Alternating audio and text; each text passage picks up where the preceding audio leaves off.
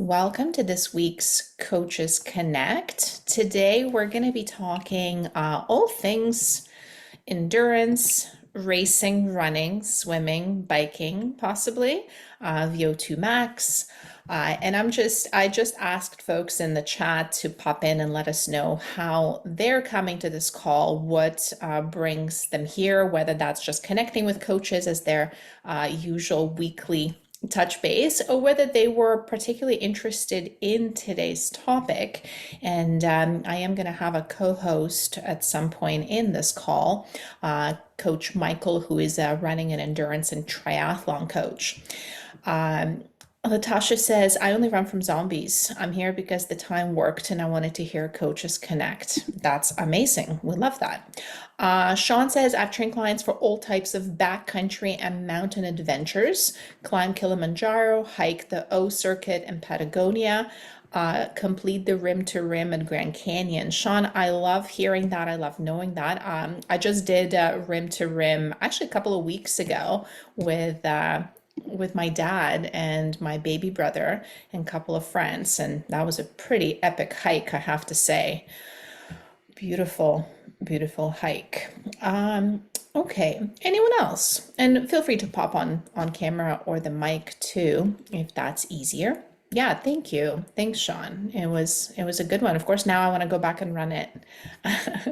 Christina, weekly touch base for me, always learn something from the calls. And I think Michelle was able to join us. She was just saying earlier in the community that her son works for Garmin. So that was kind of a fun connect there. Tatuli says, my first time, very new to the community, welcome. Dee is here for Connect as well. I want to share my screen. I almost never share my screen, but I will do that today because I wanted to show you what kind of spurred on this call. So let me just see if I can open up something here that I wanted to share with you.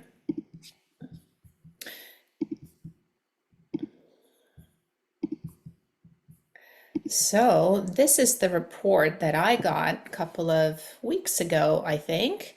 And this was after my Garmin watch, my running watch, kept estimating my VO2 max. Like if any of you have any sort of trackables, measurables, tracker things on your finger or wrist, some of them will actually estimate this number, this VO2 max. So my Garmin insisted that my VO2 max was excellent, which is always nice to hear. My Aura ring, I don't know, some of you might have an Aura ring, insists that my VO2 max is poor, actually.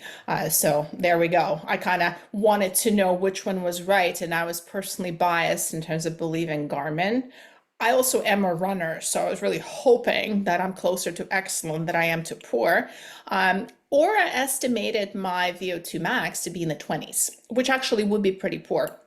The Garmin estimated my VO2 max. What do you guys think? What's your guess? I mean, some of you might have seen me share this a couple of weeks earlier, but I think most have not. So we have 43.3 score measured in the lab where I like ran on the treadmill with that like weird mask looking thing. When you consider a Garmin watch, do you think it gave me a better score than I actually have or a poorer score? What are you thinking? Are you going to give us odds, Kate? Oh, hey, Michael's here. Welcome, Michael. This is Folks. Coach Michael. What did you say? Sorry, Mike? No, I just said if you were going to give us odds Oh, on which one is, yeah, which one, if you wanted to sway our opinion one way or the other. well, I'll tell you what I thought going in, right? Like, so I've been staring at this score for a number of weeks and months, and I was just curious. So I ended up booking the test. And going into the test, I thought that it would probably be like plus minus 5 points. Like I've done some Googling around to kind of see like how accurate this was going to be. I didn't think that Garmin would be estimating VO2 max with like a consistent error, like where it would always overestimate or underestimate. I kind of expected it to be sort of within the range. I'd be shocked if I went into the lab and my VO2 actually was in like the 30s or 20s.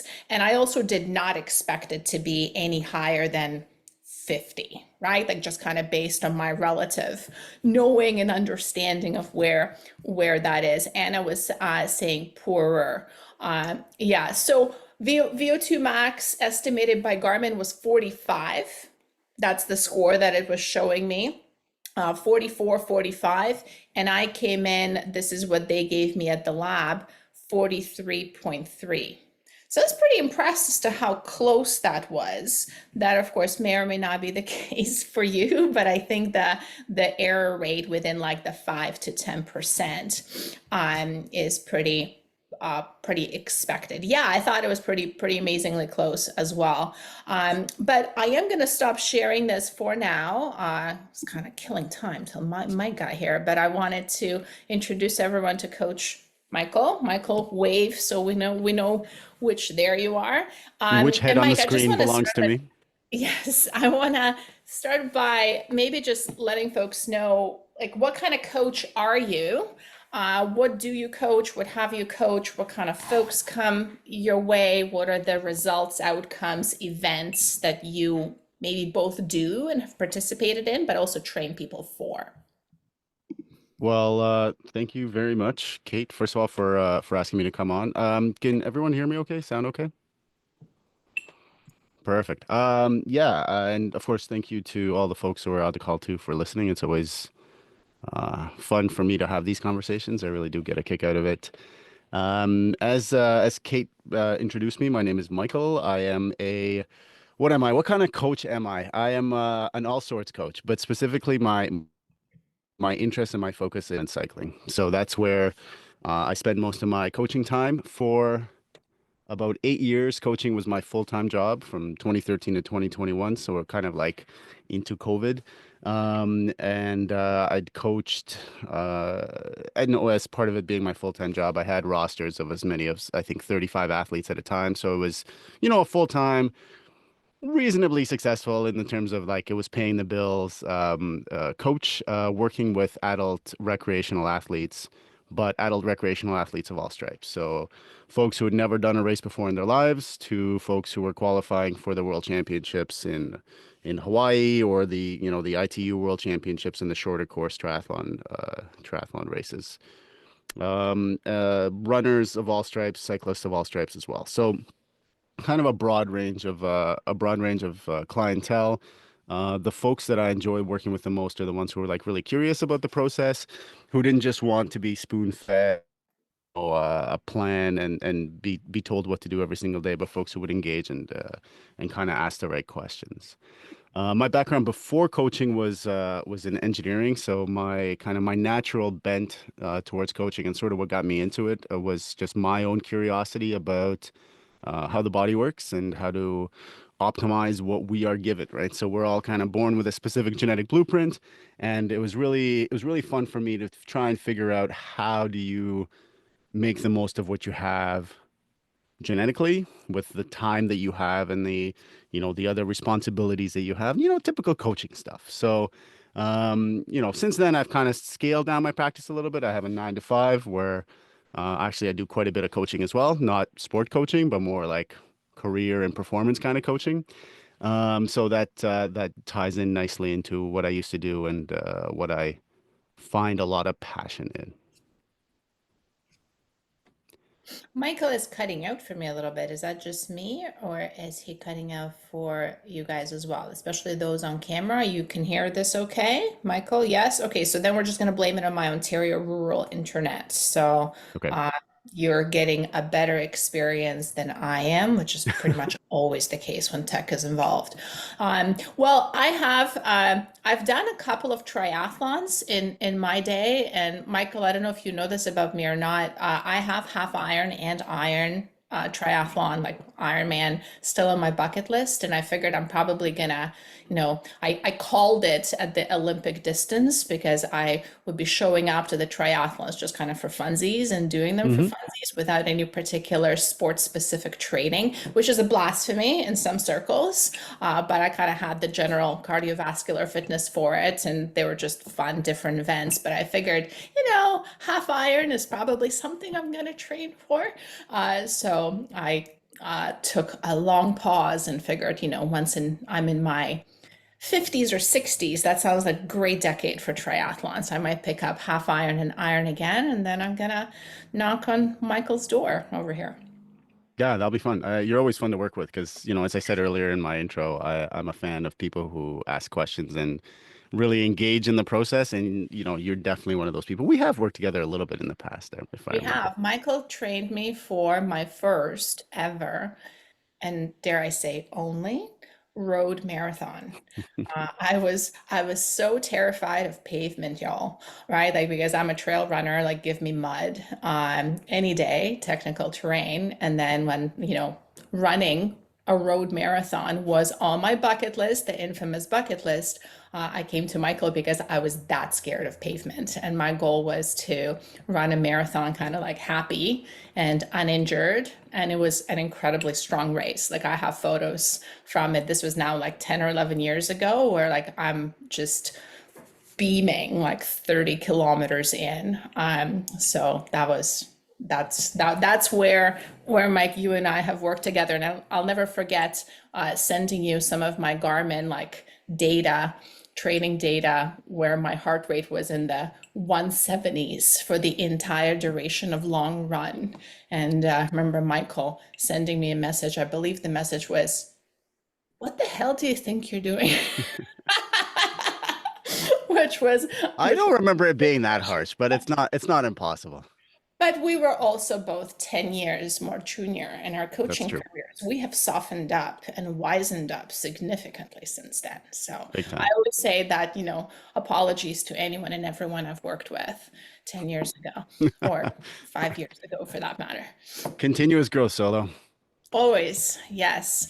Um, and we were just saying, Mike, I don't know if you heard that or not. It might have been just before you came on. We have Michelle on call, and she was saying her son works for Garmin, Oh, uh, cool.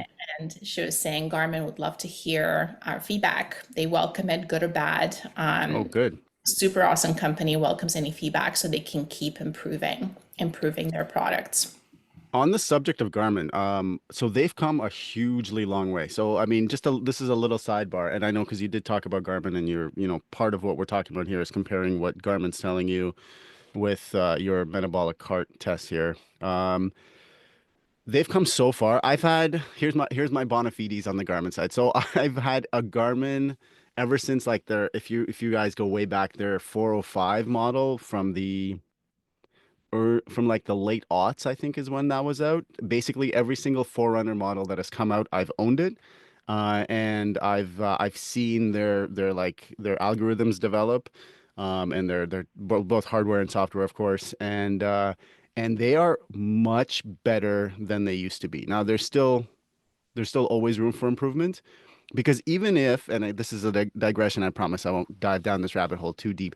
Even if the information is strictly speaking accurate, I don't think the information is always useful. So when people ask me about, do I want to do this? Do I want to do that? Do I want to use this device, or this training methodology? The question is, does it do what it's supposed to do? That's the first question. The second question is it useful? Like, is this going to help you become a better, whatever it is you want to become? And Garmin's come a really long way in the bucket of, in the first bucket, in the sense of like, is what they're presenting a valid representation? And the answer is much better than it used to be. It's not perfect, but it's so much better than it used to be. But the second question of, is it useful? That there's still room for growth, from my own personal opinion. Yeah, for sure. And I think that distinction between accurate and useful is a really big one, both in terms of what we're talking about today, but I would argue just more generally with coaching, right? Because it's like, well, here's the super detailed information about this or the other. My question is often, okay, but now what? Like, how do how do we implement this data? Does this For sure.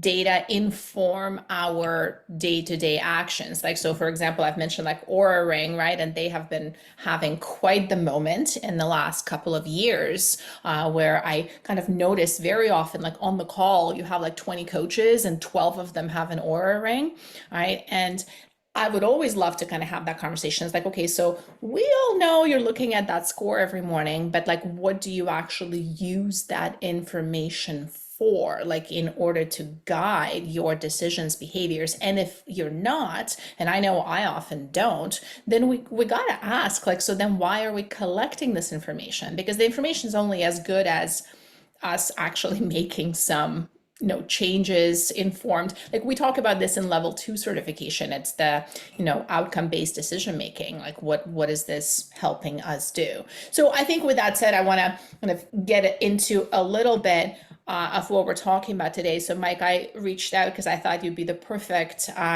nerdy conversation partner right after I've done the VO2 Max in the lab.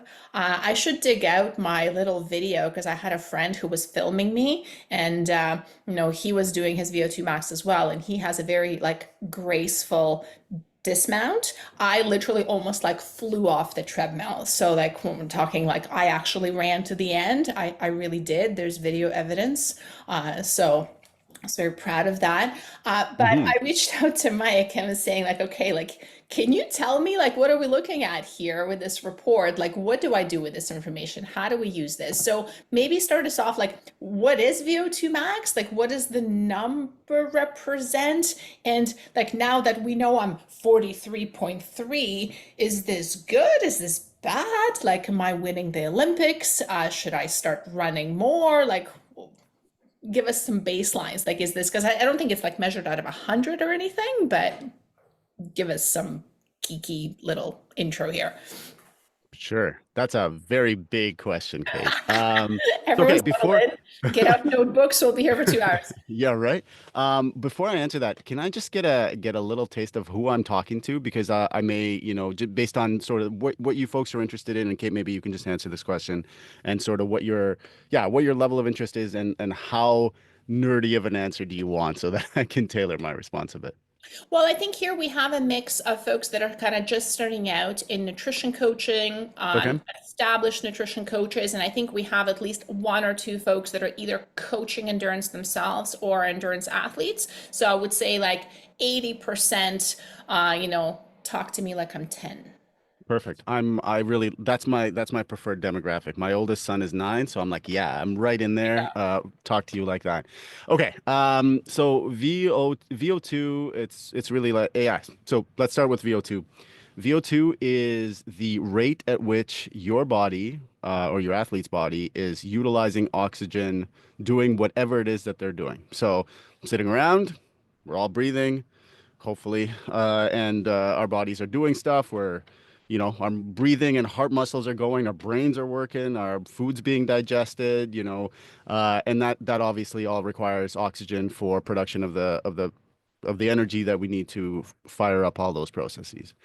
When we stop sitting around and we start going for a run or a bike or a swim or a weightlifting session, that oxygen demand goes up, right? Because we're doing more mechanical work, right? Pushing against a barbell or pushing against bike pedals or the ground. And in order to produce that mechanical energy, our muscles start needing more oxygen and more other stuff as well to make that happen. So, what is VO2? VO2 is the rate at which our bodies can absorb and utilize oxygen. And it's important that we talk about both of those things. And I promise I won't spend too much time on it. But there's two sides of that equation. One is bringing the oxygen into the body and distributing it to the blood, and then that's the sort of the supply side, if you want to think of it that way. And then on the demand side is how well can your muscles, the working muscles or the working tissues, utilize that oxygen rich blood to do the stuff they want to do. Like in terms of muscles, it's contraction. In terms of brain, it's brain function, digestion, etc. So that two sides of the equation is important. Now, VO2 max, as you can probably imagine, is the maximal rate at which we can do this. Now, it's dependent on what you're doing. And here's what I mean. The more So typically in athletes, remember how I said there's two sides, supply and demand. Typically in newer athletes, in folks who are starting out and maybe have been training for up to 5 years, the limiter is going to be the demand side. And here's what I mean by this. So your air comes into your lungs. There's gas exchange that happens in your lungs to the blood vessels. That oxygen-rich blood goes to your heart. Then the heart pumps it out to the tissues that need that oxygen-rich blood. The heart and lungs part and the big arteries and veins that do all that moving of blood around usually isn't the limiter for newer folks. It's more on the demand side, so the working muscle side. So why am I telling you this? It's because VO2 max is actually activity dependent for almost everybody. So for a sport like running or cross-country skiing, where there's multiple major muscle groups involved, VO2 max is probably going to be your true body VO2 max, or quite close. For cycling, for example, which is primarily lower body, unless you're an exceptionally well-trained cyclist, your VO2 max actually can be a little bit lower than your running VO2 max or your cross-country skiing or your erg rowing VO2 max is going to be. So just keep that in mind. The VO2 max is going to be a little bit activity dependent. So Kate did hers on a treadmill. She was running, obviously. If you put her on a stationary bike, her VO2 max number probably would be lower because she is not a highly trained cyclist. Unless you're keeping secrets from me, Kate. I don't know. No. So that's what in a nutshell that's what VO2 max is. The way that we typically look at it, you'll see the units are oh man, I gotta remember this. So it's milliliters of oxygen per per kilogram of body weight per minute is the unit on VO2 max. And the reason it's so milliliters of oxygen, that makes sense. That's the amount of oxygen you use. Here's where the engineering degree comes in. Per kilogram is we want to usually normalize it to body weight so that we can compare somebody like me who is 85 kilos to like a Kenyan runner who is like 55 kilos.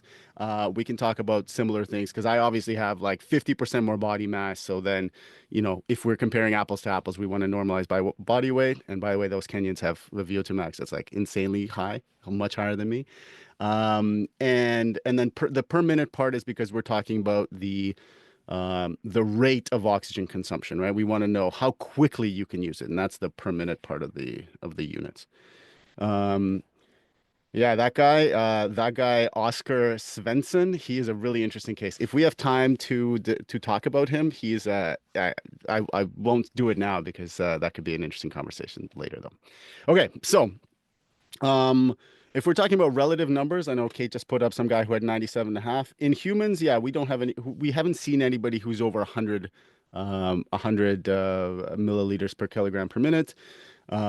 Usually cross-country skiers, cyclists are sometimes runners are some male, like exceptional male athletes are probably in the 80s, sometimes peaking into the 90s. For females, it's usually around roughly 10 milliliters per kilogram per minute less. So again, in the same sports, you'll have roughly 10 lower.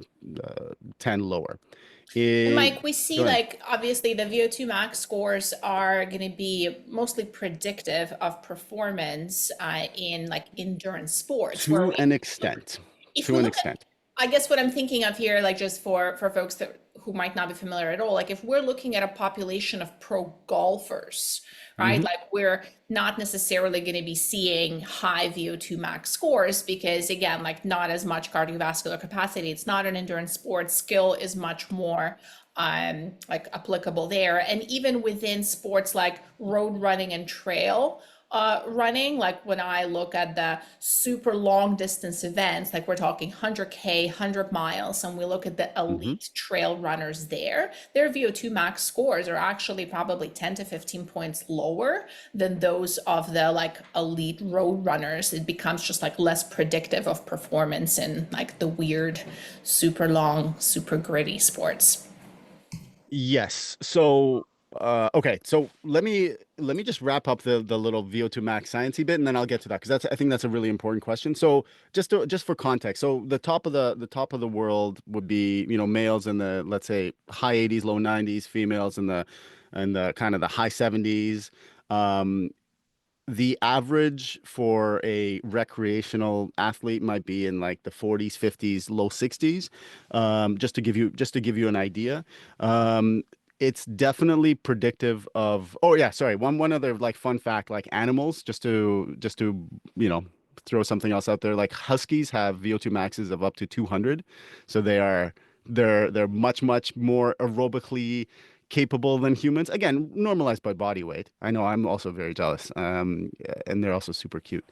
But yeah, and then I think some other animals are in the 150. So we're not nearly as designed for this kind of activity as some of our like four-legged friends are. Um, and then so that's that part of it. So in terms of VO2 max as a predictor of performance. So in non-endurance sports, right? So okay, you brought up golf. You can look at like any number of things where the activity lasts a short amount of time, or it's skill dependent, or it's very like or the efforts are intermittent, like let's say like even like football, like American football.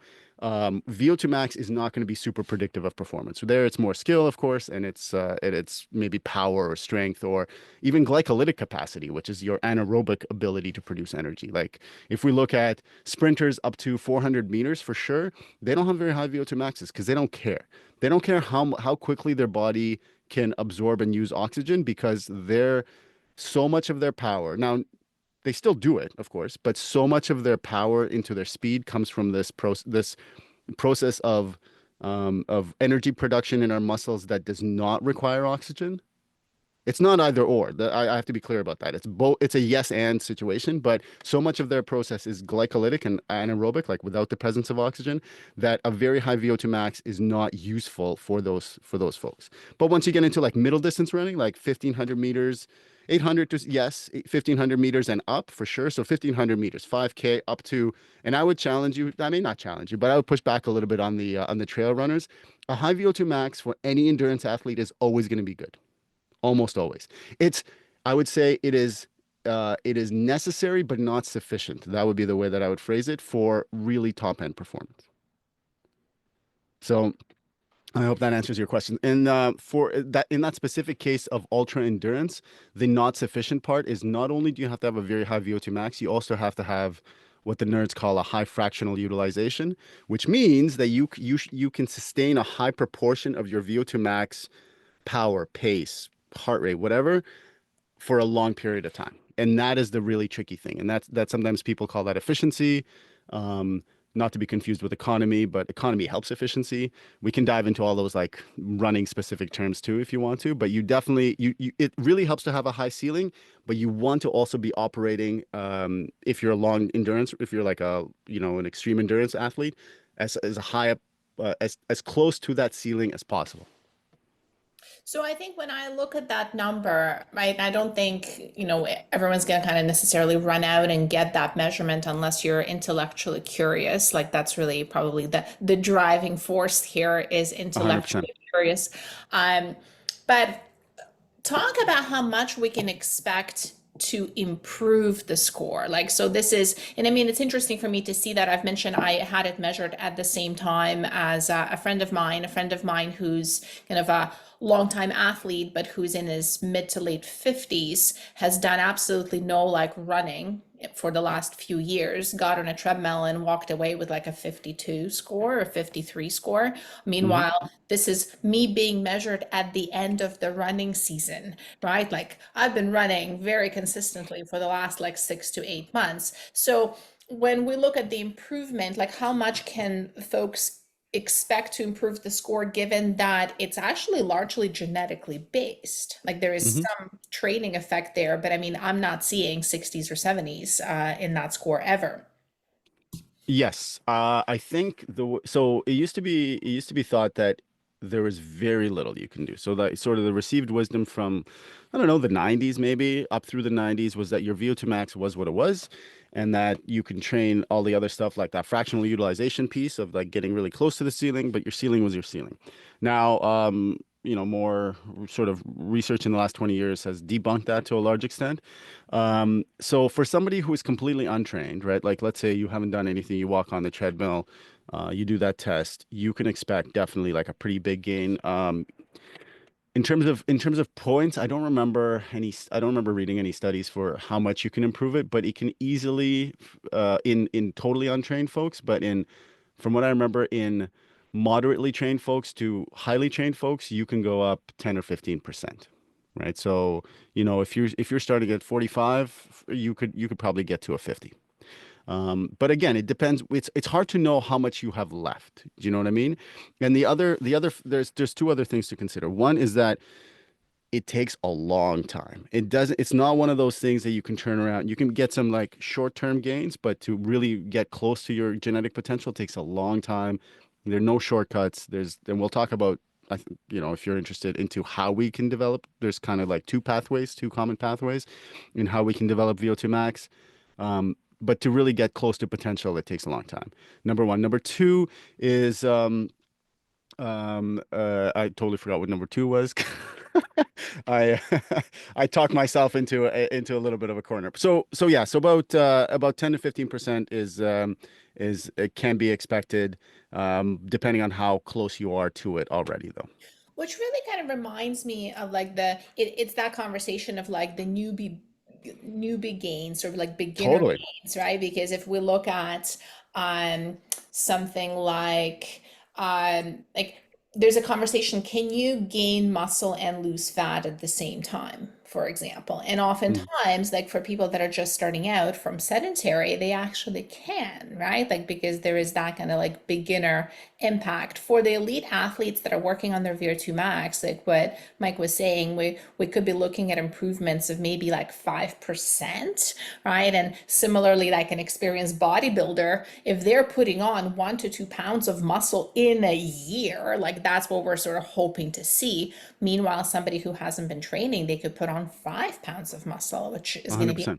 unheard of, right? Like, so where are you going to start? Where are you going to be starting out will matter. But I think the other thing that really pops up for me, and I see the parallel here when we have a lot of conversations around body weight using like waist and other circumference measurements, right? Like, so think like waist measurements and hip measurements and something really precise, lab-based like DEXA, right? Like, Hmm. so a DEXA test is going to give you body fat percentage, it's going to give you your lean body mass. But we're kind of going back to like, so what? Because things that are going to be very simple to use and very accessible to use, like a body weight scale and a measuring tape, is actually going to probably get us 90% there in terms of seeing the trends, getting the baseline, seeing the results. Mike, and I'm wondering, like, what are the equivalents of the good old body scale and a measuring tape when it comes to the VO2 max? Because most of your clients don't get their VO2 max measured, and yet you can confidently say that their VO2 max is probably improving as other metrics and other variables change and improve. Like, what are they? Yeah, I think that's first of all, that's a great segue. And there are lots. You're absolutely right, and I know you and I had this conversation before this chat, and you asked me the questions like, do you do it yourself? Do you recommend it to other people? And my answer is no, I don't. So I don't think it's a super valuable um, tool. It can be if you are chasing that kind of last 2 or 3%. But there are also other, what I would say, like non-laboratory means of actually pretty accurately estimating your VO2 max. And VO2 max, here's another thing that I think is really important. VO2 max in and of itself is not just that number is not very useful unless it's fun. And so Michelle was saying it's fun and nerdy. 100%. I totally agree with you, and I would never take that away for the sake of curiosity. But in and of like knowing that number with a high degree of accuracy isn't very prescriptive, right? Like what we talked about in the beginning, there's not that much you can do with it, just that one number alone. And yeah, there's other ways to do it. So what are the other ways? To answer your question, there are these non-laboratory tests. There's a few outfits out there that will do this for you for a fraction of probably what you paid at that lab, Kate. And they will for running you need a running power meter. So I don't know if you folks have seen these things. Like Stride was probably the most common one of those. It's a fancy foot pod. You wear it on your shoe. Now they have two, left and right, and it estimates metabolic power based on like the kinematics of your feet. It's a little bit of a black box. I don't know how much I trust it, to be honest, but it's the best thing out there. Um, and yeah, Kate, you said 100 to 150. This is new. It used to be $300. So it's because the devices have come down in price. It's because you use the thing you used was the VO2 Master Pro, and I think to buy that, and I'm totally going off on a tangent. It's like $10,000. It used to be the Met carts were like $30,000 plus. So as the equipment goes down, the lab rates go down, but it used to be a lot more than that. Yeah, beep test or the Rockport test. Sean is asking. They're fairly accurate estimates of VO2 max. This thing that like these other tests that are a little bit more robust, you would run a specific protocol. Usually, you're going to do like an all-out short run. Let's say if we're talking about running, applies to cycling as well, and then a longer all-out bout, all in the same workout. And based on your performance in those two bouts, and based on the data you collect, power and heart rate, you can get these folks estimating VO2 max quite accurately. The beep test personally haven't used in a really long time, and I don't know how well it correlates, but I think it's pretty close. It's going to get you in the ballpark. And I think a more important, Kate, is do we need to know what the VO2 max is? And I think I kind of like you guys are seeing my bias, and my bias is not really. So you can design training programs for yourself or for your athletes without ever knowing what their VO2 max is. Once they get to the point where it does become useful, then VO2 max, I remember I was saying it's not enough in and of itself. You'd want to know what their VO2 max is relative to their their lactate threshold, like their second threshold, as well as their first threshold. And sometimes these tests can tell you what those first thresholds are. And I think those two thresholds are much more interesting numbers, and maybe we can start looking at start looking at your report, Kate, than the VO2 max number itself. Why? Because they actually help you do program design, and that's as a coach, that's where things get interesting. Yeah, and I guess what I'm wondering about here too is that I feel like there is a reason why so many of us, and definitely our clients, are like addicted to the scale because it is such a specific number that is so easy to measure, right? Hmm. Like it's just like, ooh, there's this like data point where a lot of the other things are just much harder to measure and much harder to move. Even Yeah. at the lab, when I was getting this test done, like the physiologist who was performing the test, like she literally said, she's like, I don't want to see you back anytime soon. Hmm. Right. And this is like anytime soon, meaning 6 months at a minimum. But 6 months is also kind of meaningless if I'm not doing anything different in those 6 months. For It's sure. more like, oh, hey, no, no, me and Mike are working together again. And Mike is doing all of my programming and I'm super consistent with my running. And then maybe out of, again, intellectual curiosity, I'm going to come in and remeasure my VO2 max in 6 months to a year.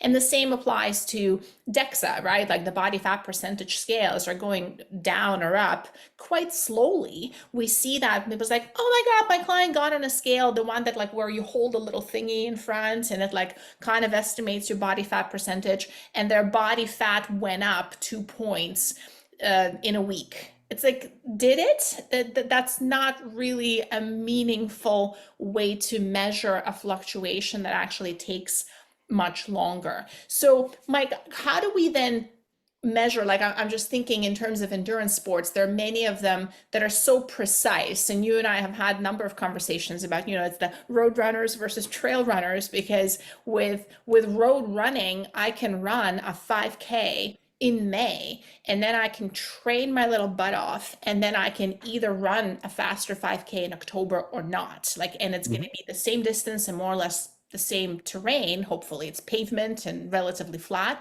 How do we measure, or how do you measure improved endurance capacity in athletes that are running like various distances up and down mountains, let's say? Yeah, so What do we see? that's definitely a trick. That is definitely a trick. But one thing that you that I think it's worth talking about, and you sort of asked about it, like how do we keep track of progress? There's lots of different ways to keep track of progress. My favorite way currently, and this took a little while to get here, and it's not to say that this is the optimal way. This is just the way that works for me and the folks that I work with. Is are the same workouts at the same intensity, are they getting easier? Do they feel easier? And how quickly are we recovering from the harder sessions? So if over the course of a few weeks, the workouts that are similar that I'm assigning to an athlete, if they are feeling better and the output remains the same, then that's progress. Or the flip side of that coin is for the same rating of perceived exertion, like how hard a workout feels, if we're now going faster or further, then that is progress. So it's sort of a coupling of the subjective of RPE with the very objective like pace, power, heart rate. Now you kind of threw a wrinkle into my answer because you asked about trails, and trails are super tricky because very stochastic sort of conditions where everything that we use for pace can't really do pace on trails for a number of reasons. Uh, Garmin's and similar watches suck in trails because of well, they don't suck. They're better, but they're not perfect. They're not nearly as good as on road because you got satellite cover and you also have a lot of turns, which I don't care how accurate your Garmin is, it's still gonna eat some of your distance for you, especially in twisty conditions. And heart rate's obviously always going to be higher on trails too because there's more muscular engagement even if it's a relatively flat trail. But what I would say for trail folks would be if you're always running the same trail, right? Like you're always running the same route, you have some repeatability there because even if we can't very accurately measure what that mechanical power output required to go up and down these hills, we do know that it's going to be more or less the same this week, next week, the following week, unless your body weight drastically changes, if we're talking about elevation changes. And again, that's probably not going to happen. So if you run the same trail loop, Kate, and last time you ran it in an hour and a half, and this time you ran it in an hour and a half, but last time you were, let's say you were like a 5 out of 10 on RPE, and this time you were like a 3 out of 10, progress. You're doing great. Again, single data point. We want to see trends. Like that's another thing that's really important in coaching, I think. Never make decisions based on a single data point. You want to see a trend because it could be poor sleep. It could be like a fight with your partner. It could be like you're getting a little bit sick. So a single data point is not a trend make ever, ever, ever, ever. So let yourself or give your athletes a little bit of time. But if we're seeing a trend like that loop, went from a 5 to a 3 and then have stayed 3 next week, okay, we're making progress. And then we have to make some decisions about what we want to do. Do we want to, if we're talking about progressive overload, I'm sure you folks are very familiar with the concept. How do we overload? Or do we overload? Like, do we continue to overload? So that to me is 1,000 times more useful and actionable than a VO2 max number. A VO2 max number gives me an idea. You walk into me and you say I'm a 40. I'm like, okay. If you tell me you're a 60, I'm like, okay, that's a different. You can handle more work. I can throw more stuff at you. So it's not totally not important, but it is not as important as like that correlation between measurable subject or objective things like pace, power, heart rate, and the subjective rate of perceived exertion. We want to see a positive trend there, and that's how you know you're making progress. And then ultimately, exactly like you described, you can run that 5K in 6 months, and if you run it faster, again, n=1, that's a single data point. Maybe you had a bad day, but if you ran faster, then it's almost certainly an improvement over last time. Yeah, thank you.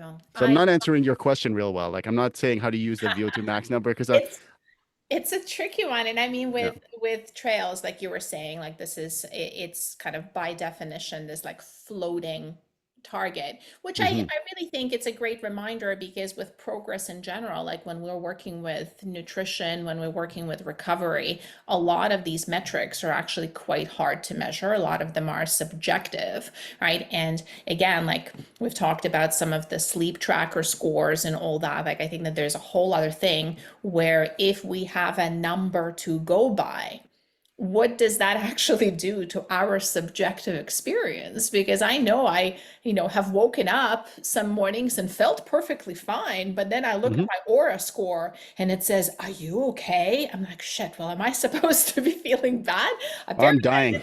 yeah, Yeah. I didn't sleep as well as I thought I would. Like, what does that mean, right? Like, so there's that. I know that for folks, I often suggest if you are using trackers of any kind, is to kind of try and guess or guesstimate or estimate like your score before you actually look at the number. And I mean, even like we've talked about training versus racing, I know like what I've started doing in the last couple of years is that I might use heart rate ranges in my training, but I actually try not to in racing because it messes with my head, right? It's just like, oh, like it's too high, it should be lower, it's too low, it should be higher, right? Like, so where I can use that data throughout training, but come kind of event time, I can run by feel. And also, even like playing and experimenting with by feel. Like, Hmm. consider how valuable that by feel is in many of the things that we work with clients on, like satiety by feel,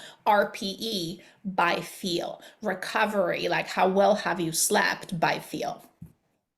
Yeah, I think that's a super powerful, and that's more of like an advanced athlete ability. And some people are much better at, as I'm sure you folks have experienced with your athletes. Some athletes can just do it. Like they can do it and they're very attuned. And other athletes are less attuned and they just take more time. So I think like your approach, Kate, I think it's very, very sensible to use the devices to train our by feel. Uh, it takes, I think I just want to kind of make two quick points and then I want to take questions because unfortunately, I do have a hard stop at 11 Eastern. So two quick points. The first one is, yeah, be very careful. Remember how when we were talking about Garmin, when I said, yeah, it does pretty good stuff now. It does what it says it's going to do, but sometimes the advice is not super actionable. And I don't, yeah, I am supremely skeptical of that training advice and that body state advice. And I wear my Garmin to sleep. Like I wear it 24 hours a day. I find it's much better information than the Aura Ring for what that's worth. I haven't had the Gen 3, but I had the Gen 1 and Gen 2 and just stopped wearing it because like I didn't get anything out of it. The Garmin I do wear and I do get some stuff out of it, but it's always by feel first. By feel first. We work with not in coaching, but in like some product development and some like podcasting stuff with some like pretty high level pro triathletes. And one of them, this guy named Cody Beals, if you follow pro triathlon, he's a like high level Canadian.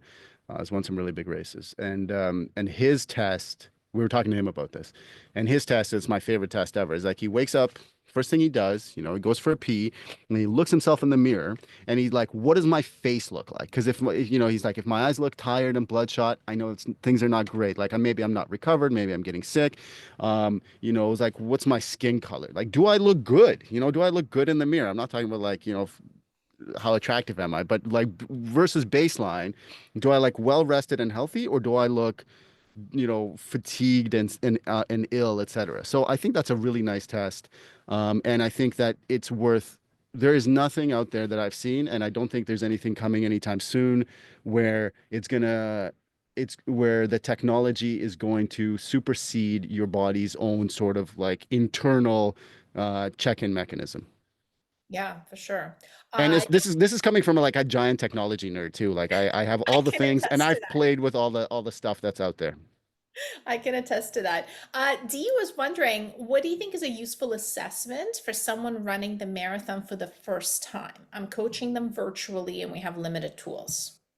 Yeah, I mean, so there's a few things I have to say about this. So first of all, marathons, I think a really important part of coach athlete relationship especially for a first time marathoner is expectation management, because it's a really nice way to marathons are hard.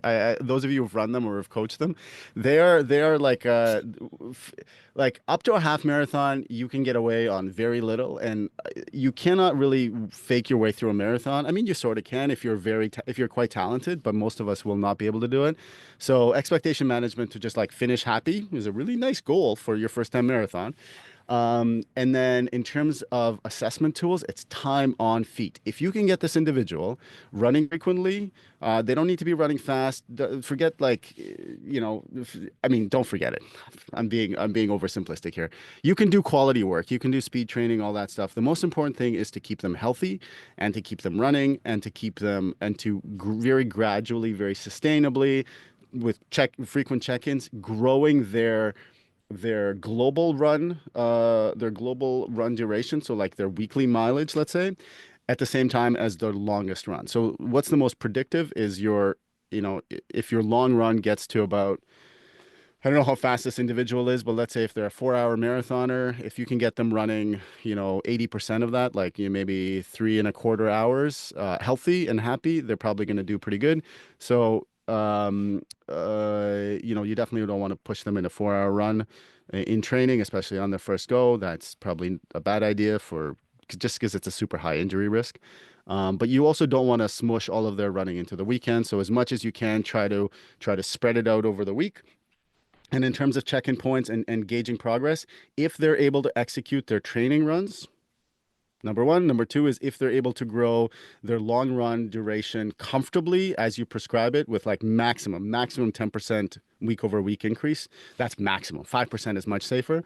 Then they're doing well. Then they'll probably do well. That's the most important, I Well, would and I say. find it so helpful, Mike, to have a coach who can make kind of recommendations that are specific enough too, because I know that when you and I work together, like if all goes well, right? Like if I don't like slip and fall on my face and break an ankle halfway through, like you could predict the reasonable finishing marathon time within like 15, 20 minutes plus minus, right? Like Oh where, yeah. and going back to some trails, like I know sometimes I estimate my races plus or minus 2 hours, Yeah, because trails of are not predictable for sure. how variable the terrain is, right? Like, so I think like that piece is a funny one with a marathon. And what I also remember, like how helpful it is to have the recommendations from someone you're working with. Like I was running a 5K that I was hoping to do like relatively fast. It was one of the base establishing races of the season. Mike, I don't even know if you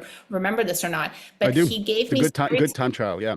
very specific instructions where, Mike, you actually gave me a specific pace to Hmm. stick to for the first half of the 5. And then after, like once you pass the half point, you said, put away your watch and just run your heart out.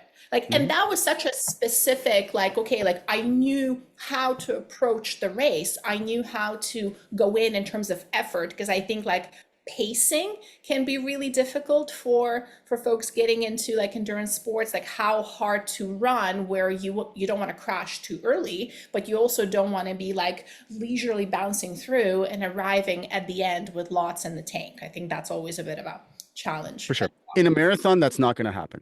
Like, especially your first marathon, there's no risk unless you're walking the thing of you coming to the end with like lots in the tank. So Yeah, that's for a right. first time marathon, we're always gonna like if I'm coaching somebody, we're always gonna miss on the too easy side, right? Like we want you to be happy, enjoy the experience, and then next time, if you decide you want to do this again, next time you start to tighten the screws, and then you start to get more specific and more actionable. And sometimes people don't like what I'm telling them, and they'll say, "Look, I came to you because you're like a very data-driven coach, and I wanted to run very like specific, this interval for 35 seconds at this exact pace, and then recovery for 12 seconds, and then the next interval is 42 seconds at that pace." I'm like, nah, I mean, yeah, there's a time and a place, and this isn't it. And you want them if they have limited tools, because that was the other question. The other part of that question is go teach them to run by feel. Say like this run can never not feel easy to moderate, and then describe what that is. Using the talk test is actually a beautiful way to do it. If you can carry a conversation with somebody, that means the intensity that you're exercising at, whatever your exercise is probably below what that low threshold is. And I know we didn't talk about thresholds, and that's a conversation that's worth having, but it's a totally separate well, related, but we don't have time for. That's where they should be training, like 100% of their time, basically, unless they have a ton of time to train. That's where most of their training should happen. Like 90% of their training volume should be at it should be at a pace where they can comfortably carry on a conversation, where they can say, my favorite, it used to be like somebody told me to use the Pledge of Allegiance, and I was talking to this English coach. and he's like, I don't know what. Can I? I won't swear. It's like I don't know what they f the Pledge of Allegiance is. I'm from the UK, so I use Ba Ba Black Sheep because I think he had like a toddler at the time, and so that little That's nursery rhyme. So instead, he's like, I tell my because everybody in the English speaking world knows that little nursery rhyme. Everyone with kids anyway. So instead of like the Pledge of Allegiance, he goes, you have to out loud recite Ba Ba Black Sheep. So here I have athletes running around their neighborhoods like going Ba Ba Black Sheep, and I think it's kind of it like that mental image alone makes me happy. So that's what I make people do if I don't really know what their heart rate numbers are going to be like or pace, I etc. love that so much. Mike, there is one little exercise that I have done, like just with like friends who are just starting out to run, right? Like, so I'm kind of like the de facto Yeah, running yeah. mentor all of a sudden. But we've done like, if people have ever done like music lessons and they do scales, Hmm. so we would do like RPE scales for people who like just to get a feel for effort, because it's like find 1 out of 10 effort. What is it? Okay, Yeah, now do 2 out of 10, 3 out of 10, 5, 4, 6, 4, yeah, 7, 3, right? Like, so you can actually start like getting a sense of that acceleration and slowing down. Like, yeah, what is the actual like 2 out of 10 or 9 out of 10? So I like that one. yeah, for sure, for sure. They do take some definition for sure. Those scales. I think we have like 2 minutes. I feel like we can do it. Yeah, Anna was let's do it. wondering if VO2 Max changes seasonally because it gets very hot where they are in California. So same workouts become What more a of a good challenge even question. indoors. Go for it. Oh, what a good question. So VO2 max seasonally probably won't change a ton. In fact, here's a fun fact for you. If you're training in the heat, your VO2 max is going to go up. Now, because training in the heat has some really fun and we're folks, if you're podcast listeners, I'm going to do a shameless plug. Endurance Innovation, my podcast, we just came back. We're talking about heat training and there's like really interesting conversations. Plug over. Um, if you train in the heat, your VO2 max is going to go up mostly because you're going to get more blood plasma volume as your body sort of like retains fluid in order to cope with the heat for a number of reasons. More fluid to sweat out, more fluid to keep you cool. It's kind of like the coolant in your body as well as like the oxygen carrying fluid in your body, obviously.